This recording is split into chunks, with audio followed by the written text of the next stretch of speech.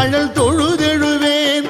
இடரினும் தளரினும் எனதுரு நோய் தொடரினும் உன் கழல் தொழுதெழுவேன். கடல் தனில் அமுதொடு கலந்த நஞ்சை மிடரினில் அடக்கிய வேதியனே. மிடரினில் அடக்கிய வேதியனே. இதுவோ எமை ஆளுமாறு ஈவதொன்றெமக்கு இல்லையே. அதுவோ உனது